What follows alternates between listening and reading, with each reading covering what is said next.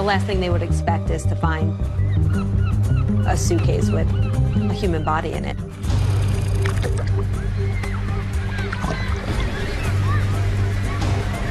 The big question is, how the hell did he get there? They were crazy in love at first, but it quickly became tumultuous. There were infidelities. They'd go back and forth. They'd fight. I think they liked the drama of it. And the next thing coming out of his mouth is, when I get home, I'm going to kill you. I'm going to smash your face in. He said he was leaving and he wasn't coming back. Were you ever angry enough to want to see him dead? There were times I wanted him gone, but gone doesn't mean dead. And Mel just said, well, I'm a single mom now, and now I've just got to get on with my life. I said, well, no, the next thing is we've got to figure out who did this to him. And after I got off the phone, I said, she did it. They couldn't find any forensic evidence whatsoever to establish that this was a crime scene. Do you still insist that you're innocent? Absolutely. I still feel like, how could somebody think that I did that? I think she did not actually commit the crime. It turns out it isn't the end of this story.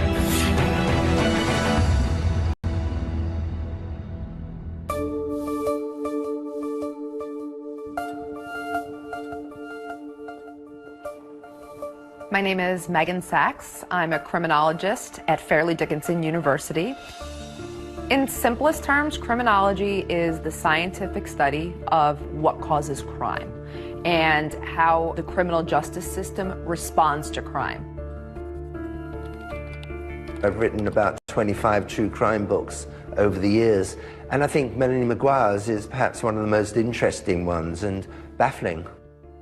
This is Melanie Maguire, arrested today minutes after dropping off her children at daycare. Melanie Maguire, a New Jersey nurse, was accused of killing her husband, cutting up his body and throwing it into the Chesapeake Bay. In 2007, what was being called the Suitcase murder trial was generating an enormous amount of media attention, not just in New Jersey, but all across the country. 3 bizarre discoveries, 3 separate suitcases, all containing human remains. The woman who was on trial for her very life. She says the real truth behind the crime has never been revealed. With no history of violence and no apparent motive for murder, could she really have done it? She was this beautiful young nurse, and they were this seemingly normal middle-class couple, and the murder happened in such a grisly way. The idea that this beautiful nurse could have actually killed her husband and then cut him up is just incredible. Of course, there were the salacious aspects. Mrs. Maguire is a registered nurse, and prosecutors say she had an affair with a doctor. She didn't fit the profile, I guess, of a murderer. Over the years, students and colleagues of ours have come to me and said, you know, Melanie Maguire proclaims her innocence and would love to tell her story. I started thinking, oh, maybe there is a little more to this case than what you just see on the surface. And then the idea of a podcast came up, and I was all in. On direct appeal, we examined the murder conviction of Melanie Maguire following a highly publicized trial. Looking at the evidence that was presented and the evidence that may have seemed insignificant at the time, we form our own conclusion about Melanie's guilt. We here at ABC have our own history with the Melanie Maguire case. Back in 2007, ABC's Cynthia McFadden had the first on-camera interview with the mother of 2 on trial for murdering her husband. Who is the Melanie Maguire you hope the jury knows? The one who tried to take care of everybody, who didn't make the smartest decisions, but admitted to those mistakes to the people she trusted most, but did not admit what she's accused of.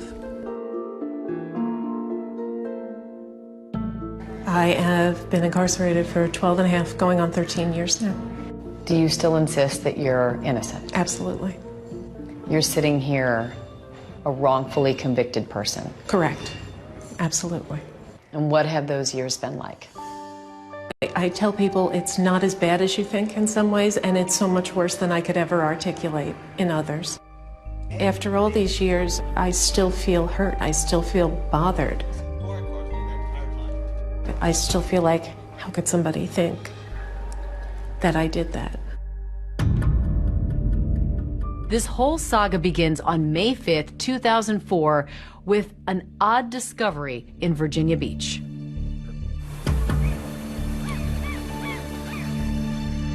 Early morning, a couple of fishermen and their kids are out on a boat by the Chesapeake Bay. Me and my friend Don Connors was going to go out fishing, and we both had days off, and D, or Don, we called him D, he said keep his kids out of school, we were going to take them fishing. So everybody was excited. We went right out through this bridge here, and if you keep on going, you'll run right into the Chesapeake Bay Bridge Tunnel. The Chesapeake Bay Bridge Tunnel is about 17.5 miles long. It really is quite astonishing. It connects the eastern shore of Virginia to Virginia Beach. Has 2 tunnels for 2 shipping channels, and once you get on the other side, you go north, you're up into Maryland, Delaware, New Jersey. So we went out there and anchored off of Fisherman's Island, and we were just doing some fishing. And suddenly, one notices that a suitcase has floated by. We wheeled the boat around, pulled up alongside it. I immediately thought it probably blew off of a car, you know, and off the luggage rack or something. Dee and his son had reached over and were trying to pull it up in. It had some weight to it, so I stopped the boat, reached in and helped him pull that thing up in there. And laid it in the floor of the boat. They found a dark green Kenneth Cole suitcase in pretty good condition that was apparently part of a luggage set of 3.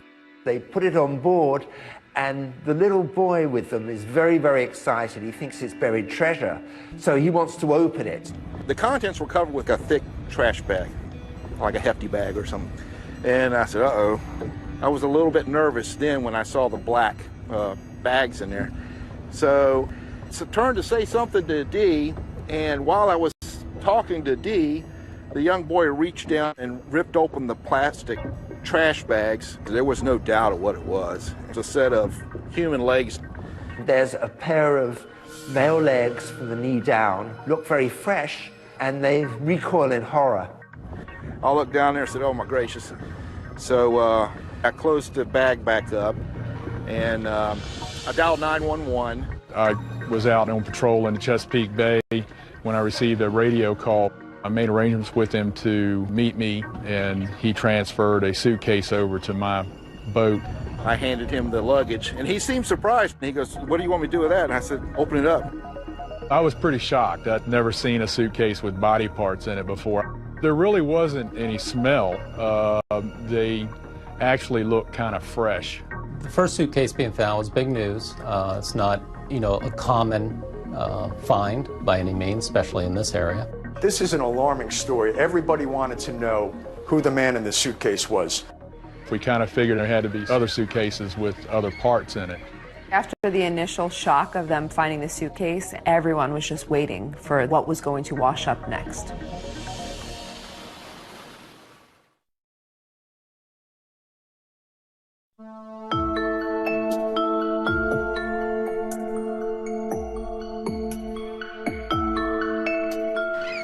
Chesapeake Bay area, there's a lot of boaters, there are bird watchers, there's Fisherman's Island, a nature sanctuary. This is really kind of a tourist, a fun area. People are going there to relax, they're going with their families. The last thing they would expect is to find a suitcase with a human body in it. It was the start of the summer tourist season, which is huge for Virginia Beach, and getting that kind of negative publicity of bodies washing up in suitcases was something they did not need.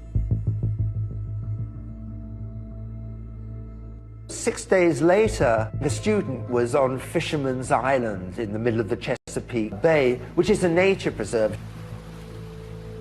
And she saw a dark green Kenneth Cole suitcase. She was curious what could be contained inside, and she actually pulled a little bit of the black trash bag out of the suitcase, There was such a strong odor of decomposition that she immediately stopped and notified the refuge workers. The police, they've been expecting this because after the first Kenneth Cole bag with the legs, they suspected there was going to be more.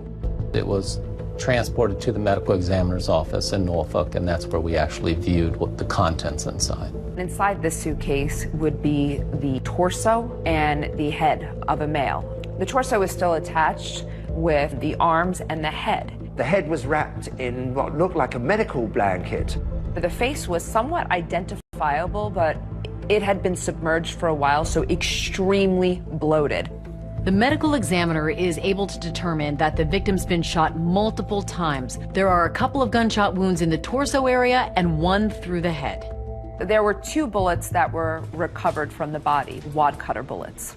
And wad cutter bullets are not typically used by the average person, but they are used for target practice. And it became a very big local story. A student discovered a suitcase near Fisherman Island. Inside, a human head. It's getting a lot of coverage. It's the second suitcase in a week found near the Chesapeake Bay Bridge Tunnel, and the second one containing body parts. And everybody was waiting for the rest of the body to turn up. Well, the third suitcase was found on May 16, 2004 in the water by a fisherman. He saw the suitcase floating in the water. This third suitcase that had been in the water the longest did have some growth on it from floating in the water for so long. This suitcase contained the pelvis, so from the waist down to above the knees. Authorities realize they have to figure out who it is. Anytime you find an unknown body, the first thing you're going to do is look into missing person cases to see if the profile matches anyone who's currently missing. Because of the naval bases in the area, they're checking military records. They're checking everything they can possibly think of to figure out who this person is. One of the policemen working on it came up with the idea of getting a sketch artist in.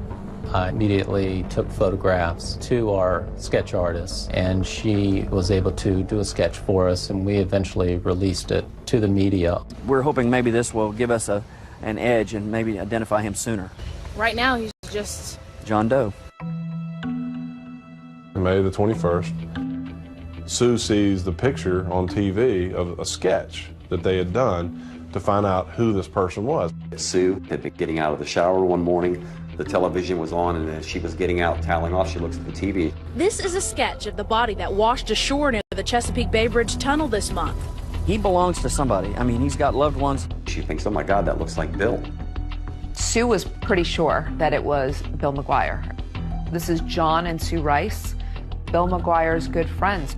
Bill and John had been friends since their early Navy days. Bill was friends with Sue as well. Melanie knew Sue. The couples had vacationed together. Sue immediately calls her husband to take a look, and he's not so sure it's Bill. But Sue's convinced it is, in fact, and says, please call Crime Stoppers. He was very good friends with Mr. McGuire. He told me that Mr. McGuire lived in Woodbridge, New Jersey. He was married to Melanie McGuire, and they had 2 small children. He wanted to know more about the dynamics of Bill, why I thought it could be Bill. And the only way that I thought it could be Bill is that, yeah, he's missing too. John Rice had spoke to Cindy Lagash, who is William McGuire's sister. I got a call from Cindy. She said, John, is Billy there? And I said, no, he's not. What's going on? And she said, well, Bill and Melanie got in an argument and he left and he hadn't been heard from. He said he was leaving and he wasn't coming back. My husband was full of bluster when it came to stuff like that. He would say things like that all the time. I didn't actually believe it was the last time I was ever going to see my husband. William McGuire had, in fact, vanished. Mr. Rice and his wife, Mrs. Rice, eventually agreed to come down to the police department in Virginia Beach and view some photos. Bill had a little red mark right here, and that's what I kept zoning in on when I saw the picture. That's exactly what I zoned in on. I mean, I've known Bill for 22 years. I kept seeing that, and I was pretty certain that it was Bill. Once we had a name and approximate age, we ran him through our computer system. He ran a check on Bill McGuire, and he found that McGuire had been arrested in Virginia for a reckless driving charge in the 1980s. His fingerprints were on file already, which made it a lot easier, and they're very quickly able to confirm that the fingerprints matched. The man in the suitcases was identified as 39-year-old William McGuire of Woodbridge, New Jersey. So according to Melanie, she just thinks her husband is missing, but she is about to get the news that will change her life forever. And I said, I'm sorry to tell you, ma'am, that William is deceased. And I just burst into tears. Now they've solved the mystery of who the man in the suitcase is. The big question is, how the hell did he get there?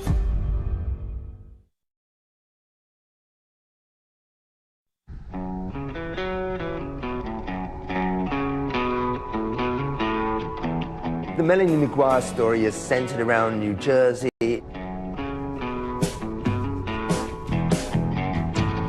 They lived in the working class part of New Jersey where The Sopranos took place, which was perhaps the hottest show at the time.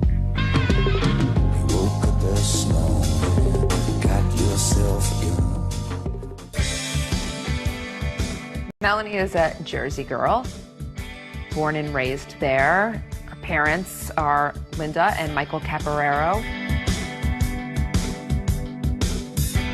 She's a great, great daughter, mother, friend, full of life, fun-loving, a good girl, never in trouble, never in trouble. Always trying to help people. She's working in the restaurants in Jersey. She's a waitress, and she met Bill McGuire. He was also a server. Bill was known as the rude waiter because he would speed people up in a jocular way, but they loved it, and he would ask for the rude waiter. What was he like? Funny, clever. He had a big heart when he wanted to. He wanted all the right things. He was very, very loyal. He was a tremendous friend. When I first met Bill, I didn't know what to make of him because he was really a practical joker and whatnot, and I thought, well, this guy could probably get on somebody's nerves with all this. But he was so funny, he just kind of overcame whatever resistance you might have to him. Melanie was a fertility nurse when I met her. Just so caring, so nurturing. She was working with women who were going through really tough times, trying to get pregnant. She was very compassionate, and her patients really loved her. What made you a good nurse? Type A personality. The way I looked at it, I was not going to be happy with anything less than the total comfort level of my patients. In 1998, Bill called John and I and told us that he wanted to bring Melanie down to meet us. Melanie, she's a really nice person to be around. Physically, she's beautiful. She's very smart. She had a lot of the same sense of humor that Bill had. When Bill was making jokes, Melanie would be right in there. He liked to razz people. She would razz him right back. He really was crazy about her. What was your relationship with Bill like in the beginning? In the beginning, it was the challenge, it was the chase. It was, we had a bit of a tempestuous relationship even before we got married. We would break up, get back together. Bill and Melanie dated for quite a while. They were crazy in love at first, but it quickly became tumultuous. There were infidelities. They'd go back and forth. They'd fight. I think they liked the drama of it. I think she thought she could make a difference in his life. I think she thought that she could maybe change him, make him happy. She truly did love him. You guys want some more champagne? Yeah. All right, let me go get a bottle. Because there's nothing in there, is there? They got married in 1999. It was probably one of the most extravagant weddings we've ever been to. Mr. and Mrs. William McGuire. Melanie on her wedding day looked absolutely gorgeous, angelic, just perfect. Both Bill and Melanie seemed like they couldn't have been happier. She was a little naughty. He was marrying a girl that he absolutely loved in a way that maybe he hadn't loved anybody before. Bill, could you put your hand up? This is the last time Bill's going to have the upper hand.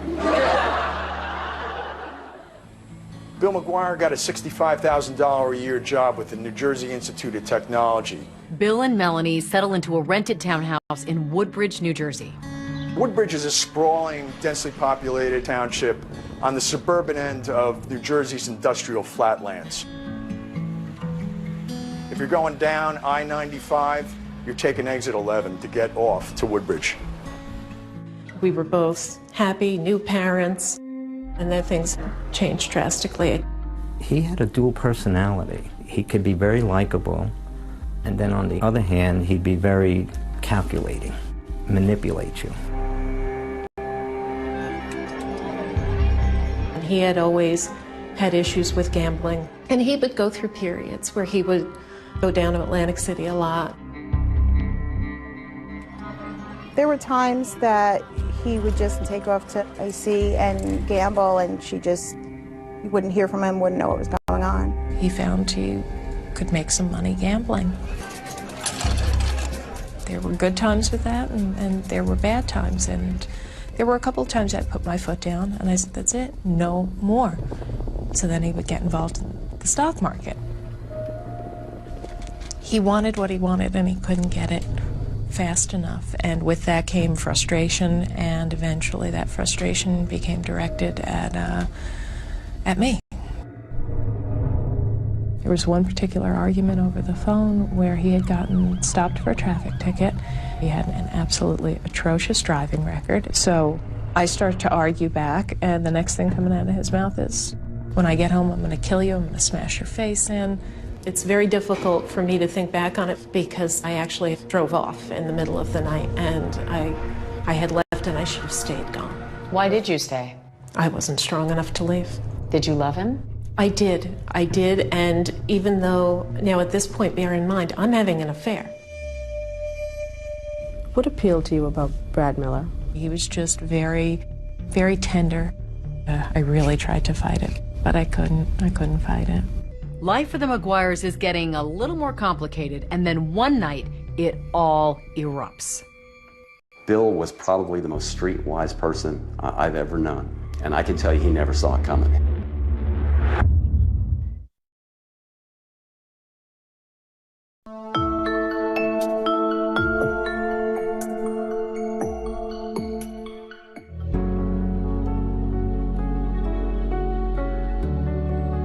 Melanie is loving, caring, funny, considerate. We just clicked right away, to the point that I asked her to be in my wedding when I got married. Love is always patient and kind. It is never jealous. Love is never boastful or conceited, and is not resentful. Love takes no pleasure in other people's sins, but delights in the truth. In June 2001, the McGuires were already married for a few years. And even though there was some friction in the marriage, Melanie McGuire decided to have another child. Little does her husband know just how ill-timed this pregnancy is. Not only is Melanie about to have their second child, she's also having an affair. Dr. Bradley Miller was a partner in RMA Associates, and Melanie was working as one of his nurses. He was so kind. I'd come back to my desk after a long meeting with a patient, and there'd be lunch sitting on my desk waiting for me. You know, there was always a little bit of flirtation, banter back and forth. Melanie was about 38 weeks pregnant, and things changed between her and Dr. Miller. I was about to go out on maternity leave, and I was sitting actually in his office at his desk. I just mentioned I have a pinched nerve in my neck, and he put his hands on my shoulders and started to rub my back. I really tried to fight it because this was not going to be good. This was not going to be good for anybody, but I couldn't fight it. After Melanie came back from maternity leave, she and Dr. Miller started a full-blown affair, and it seemed like they were falling in love with each other, although they were both married with young children. Shortly after my second son was born, that's when things began the final descent downhill, if you will.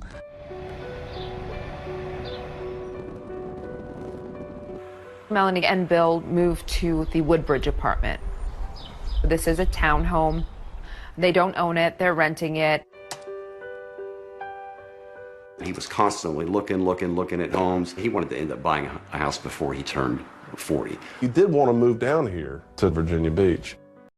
We took pictures of houses in our neighborhood, but Melanie just would not hear of it.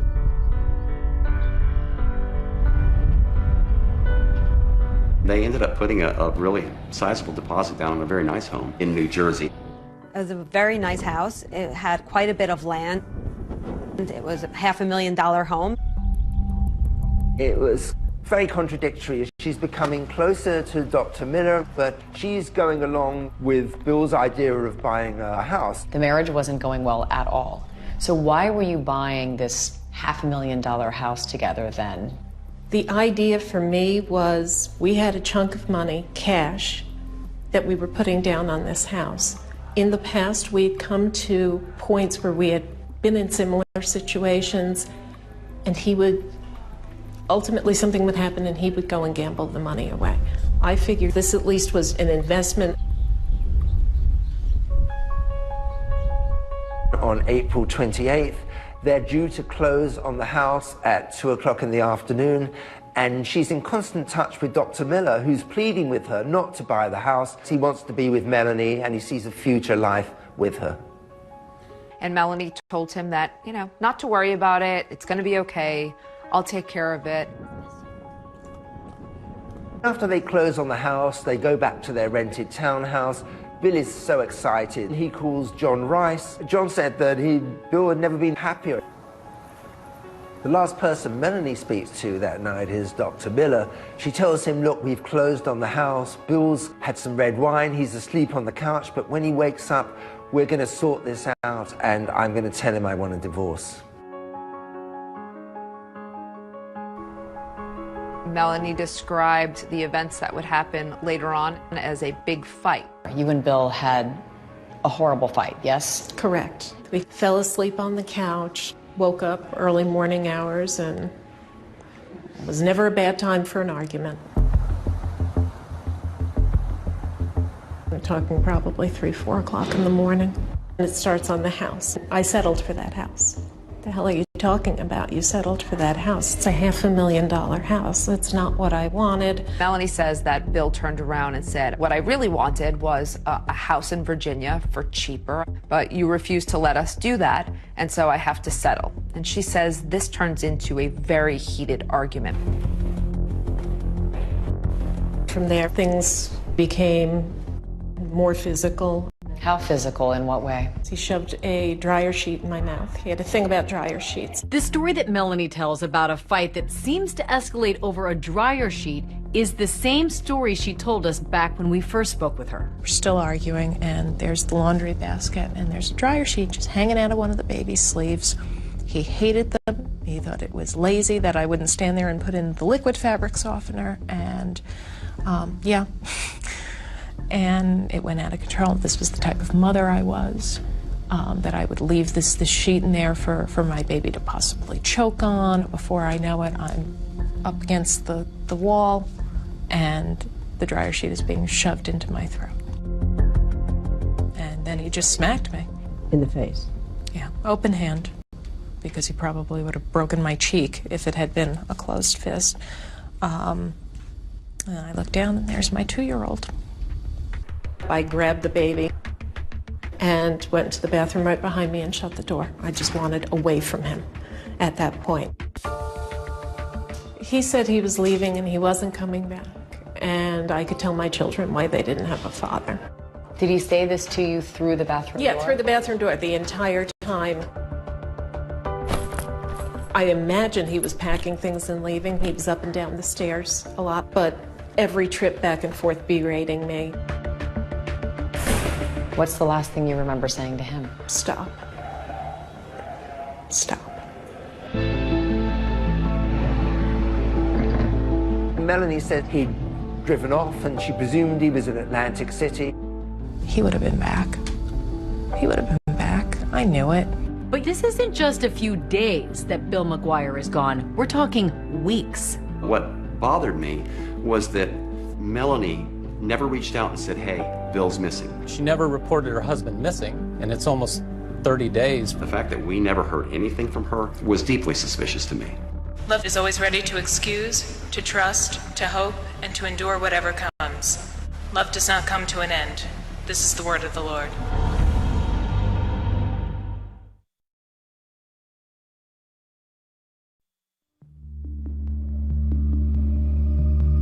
In the early morning hours of April 29, 2004, Melanie McGuire said that she and her husband Bill had a violent fight and that he left and she never saw him again. Melanie says the next day she got her kids up, she took them to daycare, and she started trying to figure out how she was going to move on with her life without Bill. And during this, the next day, the day after that, you didn't hear anything from him? No. Did you try calling him directly? No, because this is what used to happen when we fought. You know, I'd call, whether it was to tell him off or to try to apologize or what, we just end up getting back into it again. I'm done now. I'm done. She retains a divorce attorney, and at this point she does tell the divorce attorney that she has not seen her husband in a few days. And according to Melanie, the attorney advised her not to file a missing persons report. My heart broke for her. She didn't deserve, nobody deserved that. But I told her that, you know, she needed to think about herself right now. She needs to protect herself. I called a business associate of mine who was an attorney. She said, you need to get a restraining order. State your full name. Melanie Lynn McGuire. She had to go in front of a judge and give sworn statement about the incident that happened. Tell me what happened that brought you to court today for a temporary restraining order. My husband and I closed on our first house on Wednesday. That should be a positive thing, shouldn't it? Yeah, it should. He's been behaving really erratically. Ms. McGuire, you're safe here. Don't worry. Melanie explained to the judge how Bill had been violent with her. Did he hit you, ma'am? No, not until, well, I don't mean to sound like I had absolutely no part in this. I said some not nice things and slapped me. As part of the questions, Melanie was asked by the judge if she owned any firearms. Do you know if there's any weapons? Not to my knowledge. This is a sketch of the body that washed ashore near the Chesapeake Bay Bridge Tunnel this month. We're hoping maybe this will give us an edge and maybe identify him sooner. About a month goes by between the time that Bill disappears and when Sue Rice identifies Bill McGuire after seeing the sketch on local TV. The next thing police have to do is notify Melanie McGuire of the death of her husband. Melanie was asked to come down to the police station.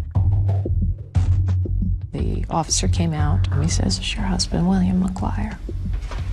And I said, yes. And he said, I'm sorry to tell you, ma'am, that William is deceased. And I just burst into tears. But there's one thing she never asked. How was Bill McGuire murdered? They did not tell her how and the condition in which he was found. That would be one of the first questions that I would ask. The next step was that the Virginia police wanted to speak with Melanie. Melanie agrees, but she brings her divorce attorney with her and another criminal attorney in that practice. Conducting an interview with the victim's wife with two attorneys present is highly unusual. First time I have ever had that happen to me. She was nervous, she was visibly shaking, she made expressions like she was crying, but she never had a tear in her eye. I asked her if she had any luggage, and she informed us that they didn't have any matching luggage. The next day, Melanie told detectives she suddenly remembered that the McGuires did own a matching set of designer luggage. I showed her a picture of one of the pieces of luggage that we recovered in the bay, and she identified that as belonging to them. They asked what kind of person Bill was, and she said he was the kind of person that had a knack for pissing people off. She asked us, where did we find her husband's vehicle at? I told her at that point we hadn't found her husband's vehicle. And she said that probably a good place to look would be Atlantic City, New Jersey. She also informed us that her husband had a gambling problem. Did he get involved with the wrong people? That's what I would have to believe, that he had gotten himself into something, and Bill always thought he could handle everything. He was always into some kind of a deal, so I think maybe this deal was his last deal. After the interview was done that evening, we also conducted a search at their old apartment building. The apartment was empty. She had already moved out. They asked him about Bill's possessions and his clothes. We discovered that Miss McGuire had already given all of her husband's belongings away. Virginia Beach detectives find out that Melanie McGuire had given most of Bill's belongings away to a friend's cousin, and they wanted to track that man down. Eventually they did and found out that most of Bill's clothing was still in black trash bags, much like the bags that contained Bill McGuire's body parts.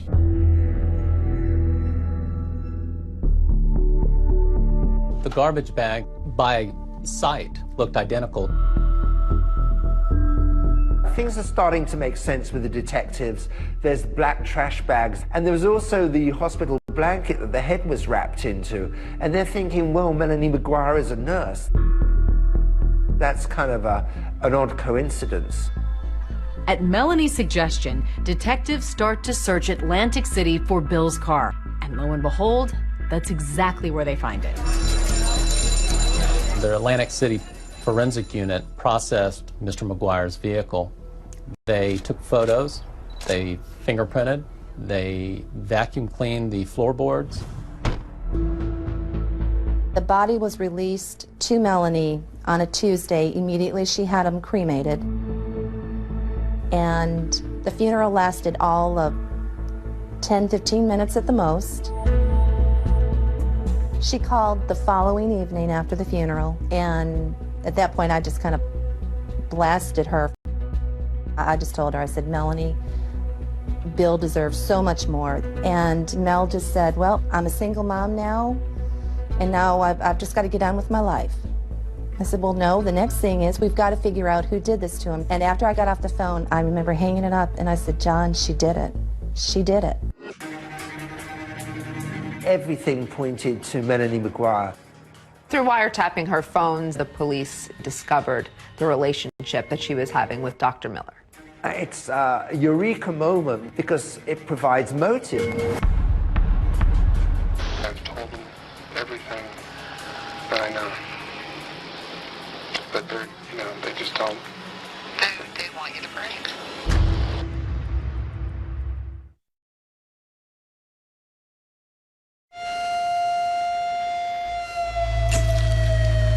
What's the last thing you remember saying to him?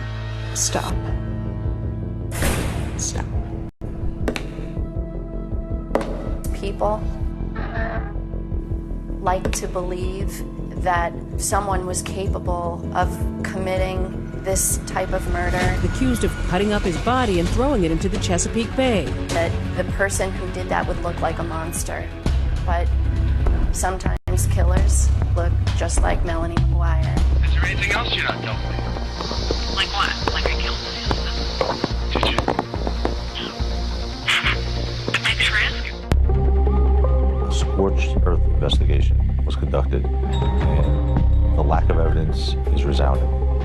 The evidence in this case points to a well-organized, meticulously planned execution of a murder. Computer searches that said how to murder someone, how to poison someone, basically multiple searches about how you kill someone. I don't get to be an evil genius and an idiot at the same time. I believe that Melanie was wrongfully convicted.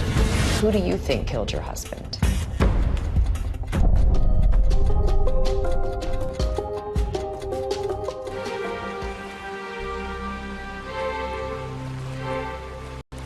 Melanie McGuire, once a married mother to 2 little boys and a fertility nurse, is today a 47-year-old inmate at the Edna Mann Correctional Facility in Clinton, New Jersey.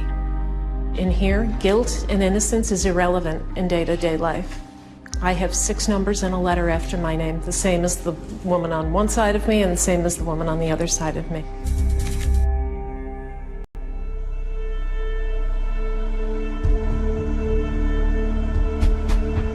After Virginia Beach exhausted their investigation, they realized all signs pointed north to New Jersey. My name is Patty Prezioso. I was the lead investigator in the Melanie McGuire investigation and prosecution. Patty Prezioso was a very driven and highly successful Assistant Attorney General in New Jersey. You let the evidence guide you and you follow it until it's clear what happened. She was extremely competent, and it was obvious. The task force had local police, state police, the Attorney General's office. They decided to treat this case with top priority. It was clear that he had been shot, and trying to find out if any of the people close to Bill owned a gun was a top priority. The detectives don't find any record of Melanie buying a gun in New Jersey, so they decide to check Pennsylvania. They knew that Pennsylvania was close, and a lot of people will go to Pennsylvania for firearms because the gun laws are more lax. There's less of a waiting period, and so you can go in and essentially walk out the same day with a firearm. It turned out that when the record check was done with Pennsylvania, a record came back that Melanie McGuire had purchased a gun. I remember plain as day when she came in, because not many women come into the shop. She filled the forms out, and then when she wrote down her occupation, that she was a nurse, that stuck in my mind, because I guess that was the first time I ever sold a gun, to a nurse. Melanie bought a Taurus 38 Special, and she bought wad cutter bullets. And that gun was purchased just 2 days before Melanie McGuire said her husband went missing. And remember, early on, Virginia detectives talked to Melanie, and she never mentioned anything to them about buying a gun. I had informed my attorneys of the purchase of the gun, and they said, well, if they ask, don't lie, but don't offer any information. And they never asked about a gun. Melanie bought the gun because Bill wanted her to buy the gun. She could get it, he wanted it. What he wanted, he got. Because Bill McGuire had a felony conviction stemming from his horrendous driving record, he was barred from purchasing firearms. You say your husband asked you to purchase the gun, but you purchased a gun just 2 days before your husband went missing. Of course, it's a coincidence. However, he was on me for a while about that, about trying to get that. And if something was happening, if he was in some sort of trouble, that may very well have been the reason why he was so intent on getting it. Once the police really honed in on Melanie, they began wiretapping her phones. Hello. Hi. The surveillance was so intense that over a 40-day period, they recorded 500 hours of her phone calls. Every time you get your head back above water. Yep. And that hand reaches out from beyond the grave. A lot of those calls were very cryptic. Hey. How you doing? I spoke to, what's his name, about shipping? Alex. I didn't want to say name. Do you understand what I'm saying? Yep. She used the phrase a lot, being cut off at the knees. At least meet with a lawyer ahead of time who might cut it off at the knees. Doesn't that look suspicious? It doesn't matter what it looks like. She was a little salty. That was her personality, though. She was a Jersey girl. A lot of them were to her boyfriend, Dr. Bradley Miller. It was very clear right from the beginning that the relationship with Dr. Miller was different. There was a change in her voice. It was a softer tone. It's a eureka moment when they realize that she's having an affair because it provides motive. Dr. Miller also becomes a suspect. So one night when Dr. Miller was leaving work, he was going to his car. The detectives came out to confront him. Dr. Miller was adamant that he had nothing to do with any crime and he didn't know anything about this. And so I think the police said, well, prove it. If you're willing to wear a wire, we'll believe you. It is now 2:30 p.m., May 31st, 2005. Brad Miller making an outgoing call to Melanie McGuire. Hello? What's up? I've told him everything that I know. But they're, they just don't. They want you to break. I mean, if you want us to stick together, I gotta know everything now. Before this goes any further. What do you mean you have to know everything now? I mean, there's no other secrets between us, right? That I can think of. You swear you had nothing to do with us? Yes. And your children's lives. Because I'm standing by you. Yes. In those intercepted phone calls, another friend she was speaking to was Jim Finn. Melanie met Jim Finn in nursing school, and Jim admittedly had a crush on Melanie. But once she left nursing school, she never talked to him again. That was it until February 2004, and she suddenly got in touch with him again. When she needed something, he was someone that, she could manipulate. And she knew he was a lover of guns. The police also approach Jim Finn because they find that before Bill disappeared, she's been talking to him about the firearms. She said to him, hey, I need to talk to you. There's some weird stuff going on here, and Bill is acting weird. Jim, who really still holds the torch for Melanie, and Melanie knows that, says, well, maybe you should get a gun to defend yourself. Investigators pick up Jim Finn, who also allows them to record his conversations with Melanie. And once they hear what's on those calls, they're satisfied Finn knew nothing about the murder. The reason I asked you about buying a gun is because my husband wanted one. He wanted one? Yeah. Not only did he want one, I bought one for him. Why didn't you tell me? At the time the detective spoke to Jim Finn, he had no idea that Melanie McGuire had purchased a gun. He was surprised. Is there anything else you're not telling me? Like what? Like I killed my husband. Did you? No. But thanks for asking. Melanie never wavers on whether or not she was involved. It is always a hard no. I want you to tell me the truth. I'm telling you the truth. I did not do it. She was under a microscope. Everything she did was being watched. Everything she said was being listened to. Melanie does something that most people would find a little suspicious. Investigators start looking at her Easy Pass records. They notice trips to Atlantic City. She knew that Bill McGuire's car was in Atlantic City because she put it there. That requires 2 drivers. So that means someone helped her. What investigators find in Atlantic City has them wondering, did Melanie have an accomplice? And if so, who was it?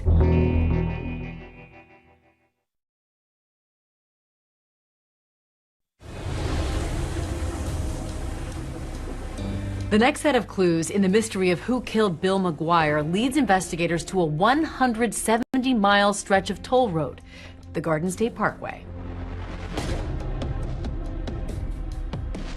With Melanie now the prime suspect, detectives start pulling her records. They try to track her movements in the days around her husband's disappearance. And one of those is her Easy Pass statement. So when investigators start looking at her Easy Pass records, they notice that there were charges for 2 trips to Atlantic City. On April 30th, 2004, just 2 days after the fight Melanie said that she and Bill had, Melanie does something that is very odd and most people would find a little suspicious. I'm starting to become more actively angry at him. And I'm thinking, that son of a bitch, I know where he is. According to Melanie, she decides that he's probably in Atlantic City gambling, so she's going to drive down there and she's going to look for his car. Absolutely not rational, but get in the car and go down there. And I'm driving down, and I take the first pass on this highway, and I see a dark sedan. There's no way. There's no way. And lo and behold, there it is. Once Melanie spots Bill's car from the highway, she decides she's going to move his car. Melanie says in the past, when they're angry at each other, it's a way of messing with each other, I guess you could say. Pull off onto a little side street, and I parked my car, and it was like Mission Impossible. Scooted up to the car, got in, started it, and drove away. And where'd you put it? What I believe to be the Flamingo Hotel. What Melanie said was, I was going to move his car to the seediest part of town, the most annoying for him to find.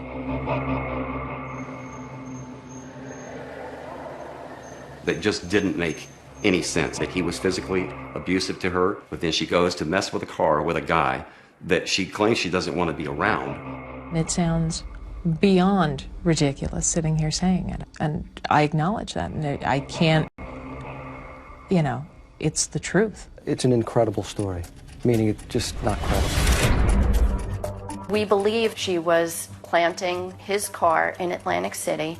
She was trying to create an illusion that Bill McGuire was still alive. That requires two drivers. So certainly that means someone helped her. Someone had her Pathfinder, and she was driving Bill McGuire's car. They put the car at the Flamingo Hotel, and then she went home with the person driving her car. And investigators thought they'd struck pay dirt when they discovered that hotel's parking lot had surveillance cameras. In truth, of course, the footage did not capture who the driver was. The surveillance video from the Flamingo Hotel actually showed the victim's vehicle being pulled into a parking space. Because of the darkness and the glare and the background lights, you could not actually see the person that was occupying the vehicle. There was another inexplicable road trip, this time to Delaware, 5 days after her husband went missing. She had shared with Dr. Miller that in the early morning hours of May 4th, she was actually furniture shopping. Investigators think that this Delaware furniture trip is really just a ruse. That same road would have taken her to the Chesapeake Bay Bridge Tunnel. Normally, someone would take the New Jersey Turnpike to go over the Delaware Memorial Bridge, picking up Route 13, which runs south to the Chesapeake Bay Bridge and Tunnel. Patty Precioso says that Melanie actually left the night before from New Jersey, drove Bill's remains to Virginia. We believe that that was when she took the suitcases with Bill's remains and got rid of them in the Chesapeake Bay.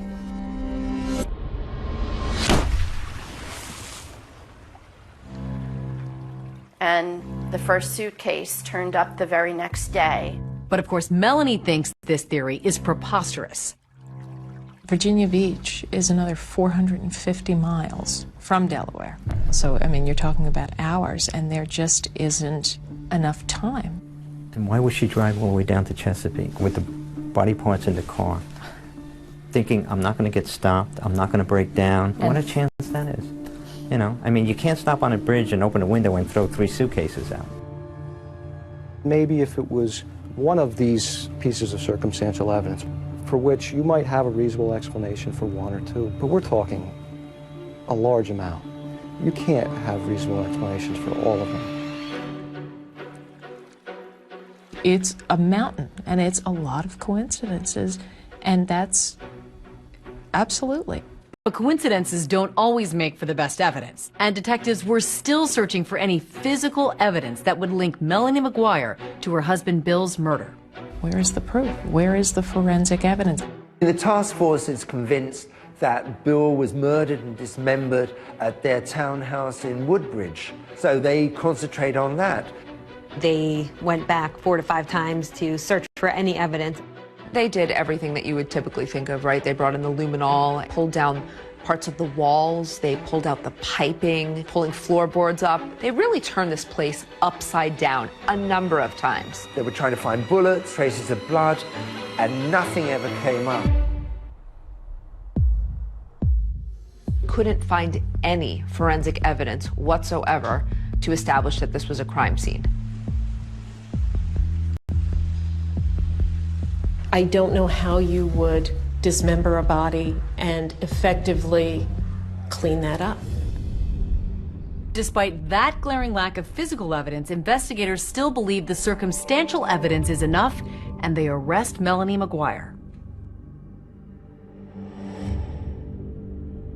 So surreal. Day like any other, getting the kids off to daycare. We surveilled her to the school, waited for her to drop her children off. Walking out of the building. I'm not even off the curb. Melanie McGuire, can you come with us, please? I knew. 2 years and 10 months after the first suitcase washed up, the trial against Melanie McGuire commences in Middlesex County, and it was a sensation. The evidence will show that while Bill was engrossed in purchasing the house, the defendant was very busy planning his death. There is no proof that Melanie McGuire murdered her husband. The prosecutor said either Melanie McGuire is guilty or she's the unluckiest woman in the world.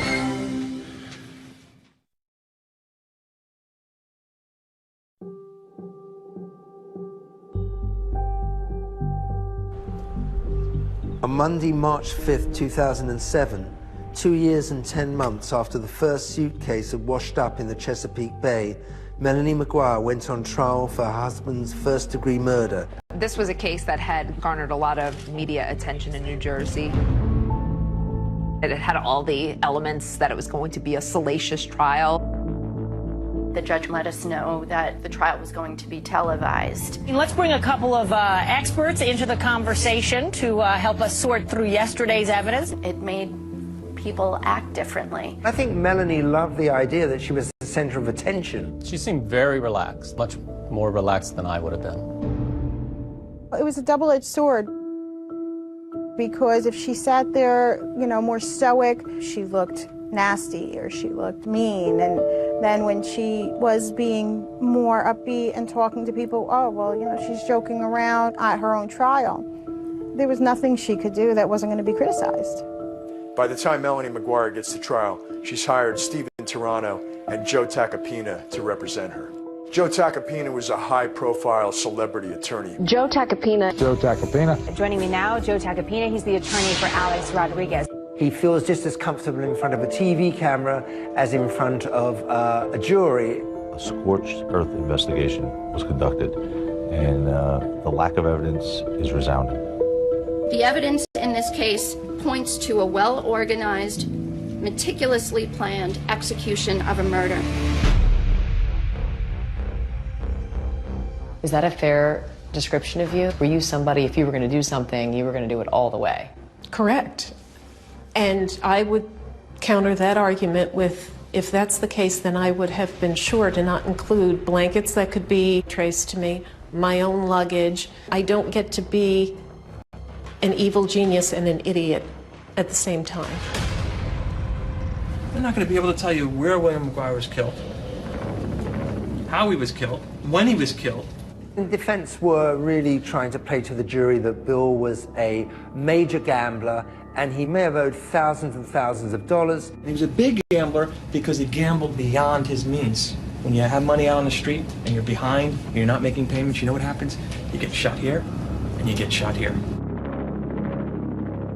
As prosecutors start laying out what they believe Melanie McGuire did to Bill, it all starts with something they found in his car after it was processed in Atlantic City. When investigators first recovered Bill's car, they found a bottle of chloral hydrate, a red liquid, and also a syringe in it. State's Exhibit 983. Do you recognize that? Yes, that's the vial we dispensed the liquid in. Chloral hydrate is, have you ever heard the term slip somebody a Mickey? It's the Mickey. It's what it is. It's almost like a knockout drug. They do a lot of investigating on this chloral hydrate, and eventually they find out that it was purchased the morning that Bill disappeared. Somebody dropped off this prescription for chloral hydrate at the Walgreens pharmacy, which is just down the road from where Melanie's children went to preschool. But the prescription pad was that of Dr. Brad Miller, who was Melanie's boss. So the light bulb goes off and they're thinking right away, clearly Melanie had access to this prescription pad. She used it, she filled it. Chloral hydrate was necessary for this defendant to have control, and even more importantly, it was necessary to her that Bill McGuire had no control. Dr. Miller looked at the prescription and he said, "That's not my signature, and it appears to be Melanie McGuire's handwriting." Prosecutors also focused on what they said Melanie was doing in the days before her husband's disappearance. For that, they looked at the McGuire's home computer. We had it forensically examined. And it really was just astounding seeing what the internet searches were for. Can you describe the searches that you recovered? How to purchase guns illegally, how to commit murder, and undetectable poisons was searched. It didn't look good. It looked like someone was searching how to, sedate someone or how to kill them. I'm a nurse. I was a nurse. And I don't need to look up things like that. If I wanted to look for something like that, I have a PDR, Physician's Desk Reference. I have a book that I can look in that doesn't leave an internet history. But both Melanie and Bill use this computer. So it's really hard to figure out who was searching these things. Now, you have absolutely no idea of knowing who actually conducted the searches that you talked about, correct? No, I don't. One of the things we can say for certain is that your husband didn't commit suicide. He didn't shoot himself. He wasn't able to carve his own body up. And yet there's a suggestion from the defense that some of the online searches were things that he was in fact doing, not that you were doing. It wasn't me.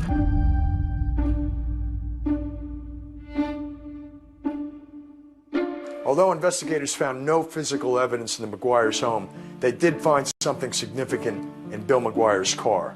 After Bill's car was recovered in Atlantic City, our criminalist was able to locate several pieces of small flesh. These pieces of flesh are an artifact of Bill McGuire's body being disarticulated. The phrase was used, human sawdust. Human sawdust is a term that did not exist until this case, as I understand it. I found particles that, to me, look like it could be possibly human tissue. DNA results indicated that the flesh belonged to Bill McGuire. What this really was a few pieces of microscopic skin cells that were a little bit deeper than the skin we passively shed. Could those tissues, the tissue that you looked at, be shed from a live human being? It cannot be shed from a live human being. It's not a typical shedding process at all. Their theory was that this nurse, who was kind of so meticulous, had somehow just forgotten to wipe the bottom of her shoes, that she accidentally tracked these human sawdust particles of Bill's body from the house to the car. Thank you, Your Honor. There were 81 witnesses in 7 weeks. Good morning, Dr. Miller. Good morning. Dr. Miller was the testimony that everyone was most anticipating. He was going to be the big star of the trial. I was having an affair, and my whole life turned upside down. Were you in love with the defendant?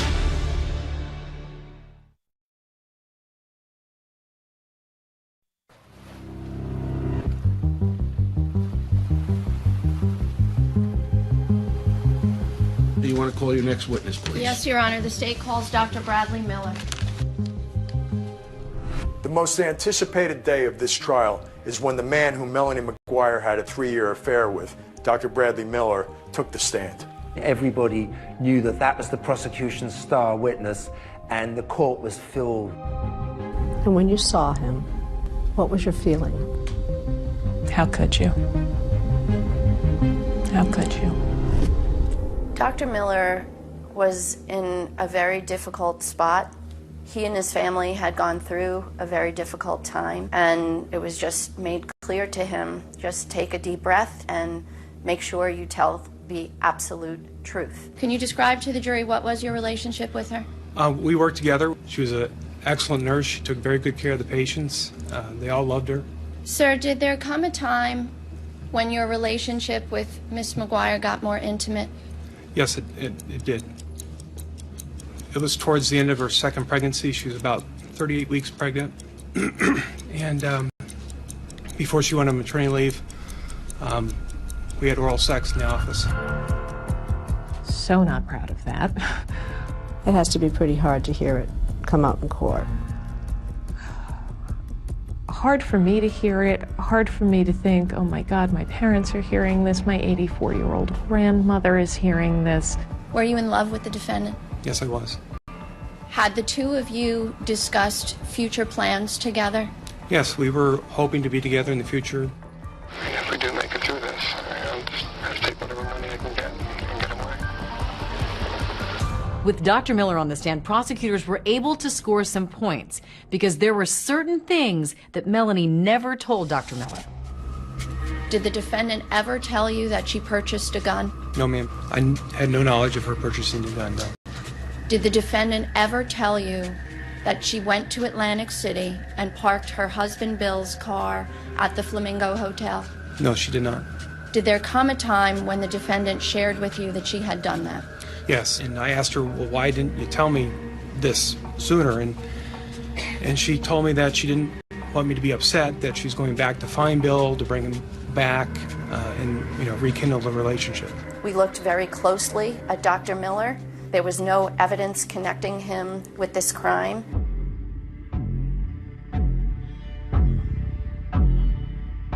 This is in reference to consensual recordings between Brad Miller and Melanie McGuire.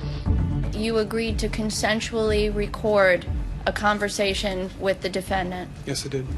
Prosecutors really wanted the jury to hear those intercepted calls so they could get a sense that maybe her desire to be with him was the motive for the murder. During the calls, Dr. Miller spoke about their future together, probably prompted by detectives. After a divorce, and she gets half the money, I mean, it'd still be something to live on. The understanding between us had always been that the children came first. And he starts talking about divorce and a future and moving forward, and I even say on the tape, why are you talking like this all of a sudden?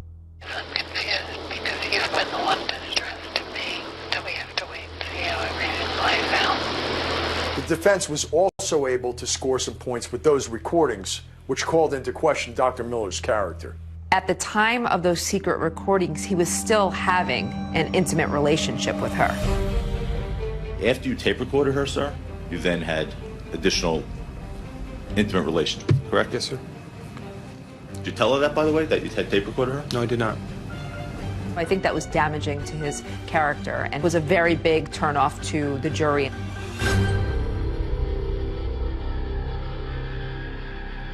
Have you ever had contact again with Dr. Brad Miller? No. No. After the day he testified, I haven't laid eyes on him since. You have no desire? It's tough. That was a tough betrayal to swallow. What matters is whether the state, and the burden is on me and I welcome it, whether the state has proved each and every element beyond a reasonable doubt. When you combine the computer searches, the prescription for chloral hydrate on prescription pads that the defendant used, and then you have the victim found inside their matching luggage, the bullets consistent with the gun that she purchased. It was a mountain of evidence. There's no question in my mind that she did it. I also don't believe that she acted alone. Now, who helped her? Paddy Precioso told the jury that there was a very, very good chance that Melanie had an accomplice. Although he was never charged, investigators took a hard look at Melanie's stepfather, Michael Caporero. The prosecutor needed somebody, so they focused in on me. Anything they wanted, we gave them. We gave them DNA, we gave them hair samples. I had nothing to do with anything involving that crime. You don't need the precise when. You don't need the precise where. You don't have to find that she pulled the trigger. You don't have to find that she had hands-on physically in regards to his death. Well, boy, that leaves a lot of speculation out there for the jury. You can't guess someone into prison for the rest of their life. The jury goes into deliberation, and Melanie and her family are waiting on pins and needles. I was very concerned. I think we all as people like to believe that if someone was capable of committing this type of murder, that the person who did that would look like a monster. But Sometimes killers look just like Melanie McGuire. The day the verdict was read, the atmosphere in the courtroom was just electric. Has the jury reached a verdict in this case? Yes, Your Honor. How do you find as to the count of the indictment charging Melanie McGuire with the murder of William McGuire? Guilty. I just remember seeing her collapse. I remember grabbing Joe's arm, and I remember feeling my legs just kind of go out from under me. She's alternating between I didn't do it, and my babies, and referring to her two children.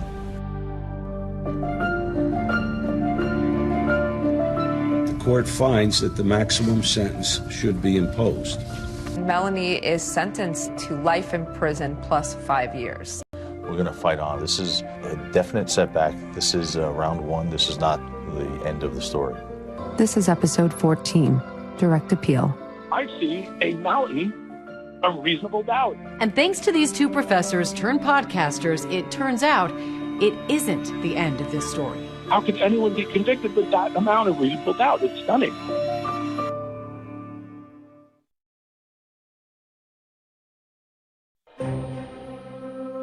After sentencing, Melanie McGuire was taken to the Edna Mann Correctional Facility in Clinton, New Jersey. Her new home would be a 6-by-9-foot cell. It's just beginning for us now. We'll never give up. We will never, ever give up for her until the truth comes out. On Direct Appeal, we examine the murder conviction of Melanie McGuire. This is a prepaid call from Melanie McGuire, an inmate at Edna Mann Correctional Facility.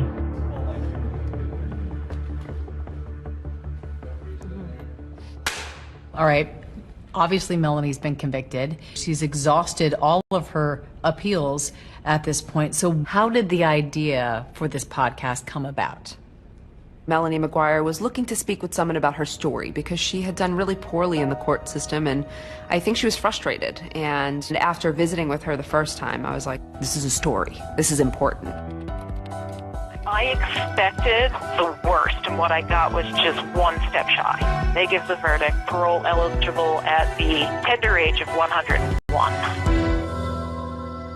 It was very difficult. It was reliving it. This was the first time somebody was basically saying, we hear you. What'd you say? Let's get to the juicy part. I want to know, do you think she is innocent or guilty? In the end, I believe that Melanie McGuire was wrongfully convicted. So you believe an innocent woman is behind bars right now? Absolutely. I believe this is a case of a wrongful conviction. So let's talk about some of the questions you raise in your podcast, and let's begin with the gun.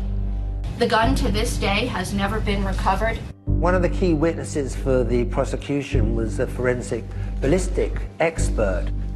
So these are two discharge bullets. They're referred to as a 38 caliber lead wad cutter bullet.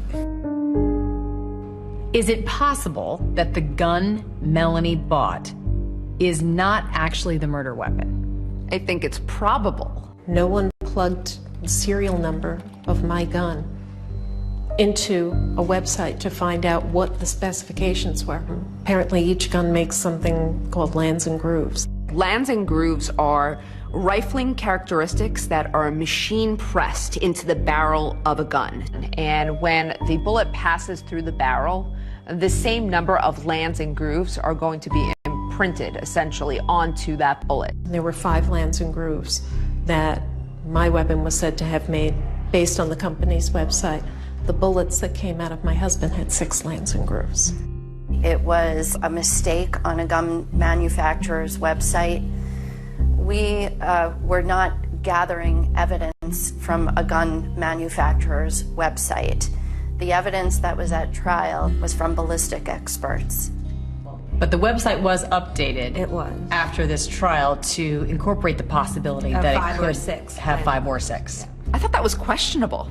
I think it's very questionable that for years historically it says one thing and then it's updated right after.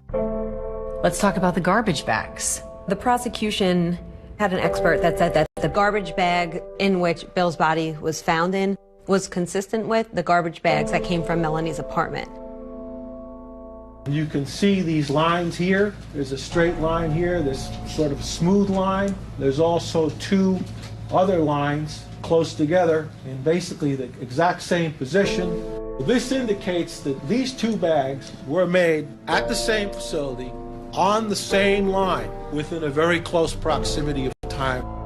He ran tests, but he didn't do all the tests that you actually need to definitively say whether these bags matched. Even his own data shows that they probably weren't the same bags. Well, there are always other tests that can be done in any analysis. Based on the testing we had conducted and the results that I observed, I felt competent at that time to conclude that the bags were produced during the same run. They put on a really good show. And I think when you have props, two garbage bags, oh wow, those do look alike. And so what the jurors are listening to sounds like fact, when in reality, it's just someone's expert opinion. There is something else that's significant that you think the jury should have heard more about that was found inside those suitcases. If you look through the lab reports, page upon page upon page, white hair, brown hair, black hair, animal hair. I think that's indicative that there was animal hair where the dismemberment took place of Bill's body. You mentioned that you found some animal hairs. Did you find anything that you considered of evidential value? No. And they looked high and low to connect Melanie to some pet. And once they found that there was no way to connect Melanie to these pet hairs, it became not of evidentiary value. Why is that? Simply because they don't match your suspects? Those hairs should have been tested because that's a huge question mark. Melanie did not incapacitate, shoot, use a saw to dismember her husband. You know how hard it is to cut through bone? It is physically exhausting. And also, if the crime scene didn't happen there and she's home with her children all night, where is this happening? There are just too many holes in this story. In this case, with the mountain of evidence against her and a very complex plan, I submit to you it's amazing we know as much as we do. This was a murder trial. It wasn't a contest to see who could outsmart the investigators, and if someone is smart enough to successfully hide a crime scene, that they win. Did you find any evidence that exonerates Melanie, that proves her innocence? I wish we did. I had hoped we would. I still think that we might get a tip in that direction. What do you say to the people at home who watch this and say, how dare she talk from prison and bring this all back up again? Enough pain has already befallen her husband's family, her own sons. There's a murderer walking around. Even if we discount what's happened to me, the killer is out there. And it's not me. She had about as good a counsel as money could buy. She certainly had a fair and impartial jury. The fact of the matter is sometimes the evidence is such that your attorneys, no matter what you can pay them, they simply cannot overcome what you've done. So she can say whatever she wants. She's a liar and she's a killer. Today your boys are young men? They are. Is there anything you'd want to say to them?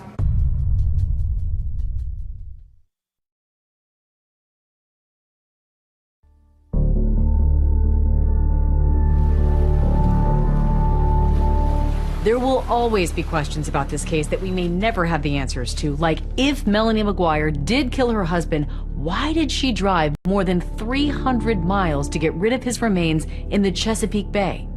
His friend John Rice has a theory. Bill did want to move down here onto Virginia Beach.